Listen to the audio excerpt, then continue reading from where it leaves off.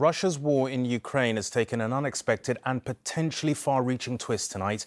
In an extraordinary development, Vladimir Putin now finds himself the subject of an arrest warrant by the International Criminal Court over allegations of war crimes in Ukraine. He's accused of ordering the unlawful deportation of thousands of children who've allegedly been abducted from their homes in occupied areas of Ukraine and taken to Russia. Kyiv tonight claimed 16,000 children have so far been forcibly taken away from their Ukrainian families. Moscow, which says it does not recognize the jurisdiction of the ICC, called the warrant legally void. It has previously claimed the Ukrainian children being removed to Russia were being taken to safety. He's a president who yearns for a place in history. Tonight he has it, though in a way no head of state could envy. A fugitive from justice, a warrant issued for his arrest over the removal of thousands of Ukrainian children from their families. It is forbidden by international law for occupied powers to transfer civilians from the territory they live in to other territories. Children enjoy special protection under the Geneva Convention. The ICC holds President Putin and his Children's Commissioner personally responsible. They portray their work as humanitarian. The children as orphans, rescued from the front line, offered a new life. But this little boy, Alexander, says Russian authorities forced him from his mother and told him he had a new family. He's since been reunited with his grandmother. But one group that helps bring children home says many are traumatized. Some kids are not really understanding what's going on. They've been educated by Russian, books, and including all the propaganda methods. Some of them been told by stories that there is no Ukraine anymore. Ukraine claims more than 16,000 children are effectively held prisoner. They call it genocide by deportation. Separating children from their families, depriving them of any opportunity to contact their relatives, hiding children on the territory of Russia, throwing them in the remote regions. All this is an obvious state policy of Russia, state decisions and state evil.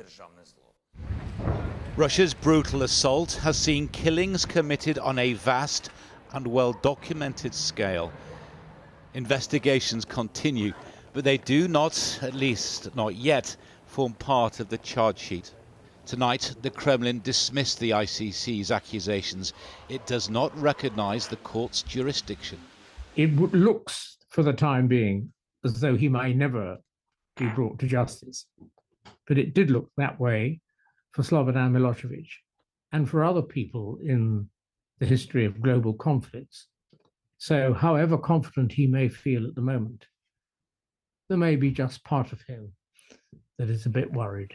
Putin may not end his days in jail, but the charges are a big moment, a signal that every effort will be made to hold to account the man who ordered the invasion. A warrant for the arrest of a serving head of state is not a step taken lightly. John Ray, News at 10. So what is the institution that's taken this extraordinary step against the head of state, Russia's Vladimir Putin? The International Criminal Court in The Hague was created in 2002. It investigates and tries individuals charged with the gravest crimes, including genocide, war crimes and crimes against humanity. More than 120 countries are members and are party to the court, but crucially, that doesn't include Russia, China and the US, which are not members. Anyone who's convicted can be sentenced to jail for up to 30 years or life. Well, we can speak to Dan in Washington. As I was saying there, Dan, the US isn't a ratified member of the court because they are themselves worried that they could find themselves or their soldiers in a similar position. But the US has reacted to this move by the ICC tonight, hasn't it? Yeah, they're in a slightly awkward position here, which might explain why there's been nothing on camera here today. But there was a very short statement put out this evening by the National Security Council spokesperson, who said there's no doubt Russia is committing war crimes in Ukraine, and we have been clear that those responsible must be held to account. You've heard that very angry reaction from Russia earlier on today, describing this as outrageous and unacceptable, and pointing out that they are not signatories or haven't ratified the treaty which set up the ICC, and therefore they don't have to enforce it. Well, the awkward situation for America is that, as you say, that they haven't ratified it either, and it does put President Biden in a difficult situation and exposes a bit of a kind of split within the different institutions here. On the one hand, the White House, the State Department and some intelligence agencies favour helping the ICC as much as they can, given that they're not a signatory to that or ratified that treaty. On the other hand, the Pentagon is very concerned, and even just last week refused to hand over intelligence to help investigations of Russian war crimes in Ukraine, because they're worried about the implications for what US servicemen may have done in Iraq and Afghanistan. So it's a very difficult situation, but there's one thing that may be a takeaway from this, is that President Putin himself, although he might not end up in a dock soon, he's going to have to be very careful about where he does travel. OK, Dan, in Washington, thanks very much indeed. Now, Britain's Foreign Secretary James Cleverly tonight welcomed the arrest warrant issued against Vladimir Putin. In a statement on social media, he said it is essential that those who carry out what he called horrific war crimes in Ukraine are brought to justice. Well, earlier today, he visited another of Russia's former Soviet neighbours, Georgia. With Russia to its north, Georgia is said to be very aware of what Britain calls Moscow's malign influence. In 2008, Russia invaded the Abkhazia and South Ossetia regions of Georgia for what it called peacekeeping reasons, and has occupied them ever since. If ever a country offered an early glimpse of Moscow's military adventurism, it is this one. Georgia knows all too well the impact of war with Russia. 15 years on, its land is still occupied by Russian troops, their base dominating the horizon. In 2008, this region endured Europe's first war of the 21st century, as Russian-backed separatists in the breakaway region of South Ossetia launched attacks on Georgian villages. It was a war that showed the first draft of Moscow's military playbook. How to counter it is the challenge for the Western alliance. The Foreign Secretary's tour of former Soviet nations is an attempt to align them more closely whilst offering support.